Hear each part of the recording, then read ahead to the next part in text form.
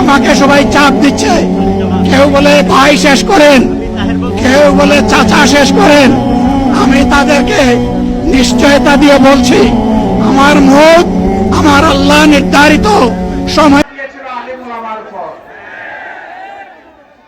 হেফাজতে ইসলামের নেতারা সারা দেশে অন্যায়ের বিরুদ্ধে প্রতিবাদ করেছিলেন।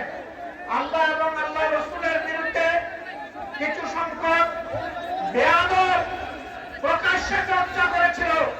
তাদের জবাব দেওয়ার জন্য শান্তিপূর্ণভাবে রাজধানীতে তারা একত্রিত হয়েছিলেন।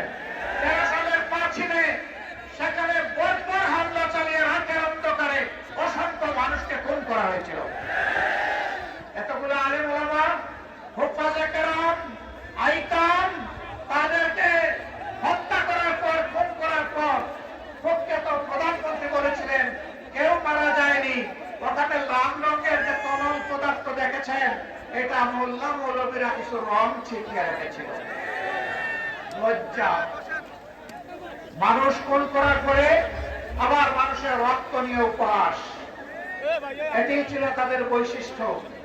এরা রক্ত হাতে করে ক্ষমতায় এসেছিল আর রক্তাক্ত হাত নিয়ে ক্ষমতা থেকে বিদায় নিয়েছে। তারা ক্ষমতায় এসেছিল 9 সালে ফেব্রুয়ারি মাসের 25 এবং 26 তারিখ ঢাকার পিলখানায় তৎকালীন প্যারামিলিটারি বিডিআর এর হেডকোয়ার্টারে 2 দিনে 57 জন প্রতিশ্রুতিশীল দেশপ্রেমিক চৌকস সামরিক অফিসারকে তারা হত্যা করার মাধ্যমে তাদের হত্যার অভিযান শুরু করেছিল। আর 24-এর গণবিপ্লবে ছাত্র, তরুণ, যুবক, কৃষক, শ্রমিক, মা বোনদের বুকে, ভাইদের বুকে, সন্তানদের বুকে গুলি চালিয়ে কারি কারি লাশ ফেলে দিয়ে যখন সামাল দিতে পারে নাই, তখন যারা বলেছিল অমুকের কন্যা দেশ ছেড়ে পালায় না, তাই তখন তারা কি করেছিল?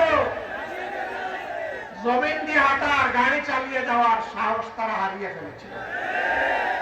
আমাদের দুঃখ লাগে, আমাদের গর্বিত সেনাবাহিনীকেও এই খুনের কাজে তারা ব্যবহার করার চেষ্টা করেছে।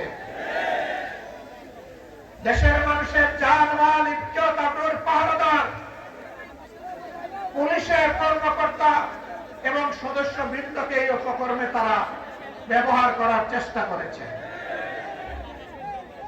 বিজিবিকে তারা এই উপকরণে কাজে লাগানোর চেষ্টা করেছে। রাষ্ট্রের একটা প্রতিষ্ঠানকেও তারা ঠিক মতো দাঁড়াতে দেয়নি। বিচার বিভাগ ধ্বংস করেছে, নির্বাচন কমিশন ধ্বংস করেছে, দুর্নীতি দমন কমিশনকে ভ্রমণের নিচে নিয়েছে, মানবাধিকার কমিশনকে তাদের পকেটে ঢুকিয়ে ফেলেছে। এইভাবে দেশে সবকিছু তারা ধ্বংস করেছিল। ফেসিবাদীরা বিদায় নিয়েছে, ফেসিবাদ এখনো বিদায় নেয় নাই। আমরা পরিষ্কার করতে চাই, ফেসিবাদ কালো না লাল, কোন ফেসিবাদকে আর বাংলার জমিনে বরদাস্ত করা হবে না ইনশাআল্লাহ।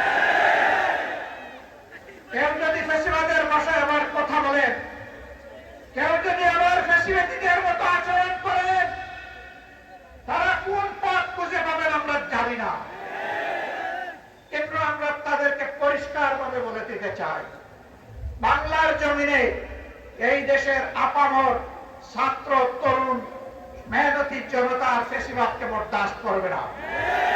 আমরা অতীতে রুখে দিয়েছিলাম আল্লাহর পর ভরসা করে, ভবিষ্যতেও কেউ মাথা তুললে তাও রুখে দেওয়া হবে ইনশাআল্লাহ, কাউকে ছাড় দেওয়া হবে না। সম্মানিত বন্ধুগণ, আজান হয়ে যাচ্ছে, আমরা কথা বলবো না।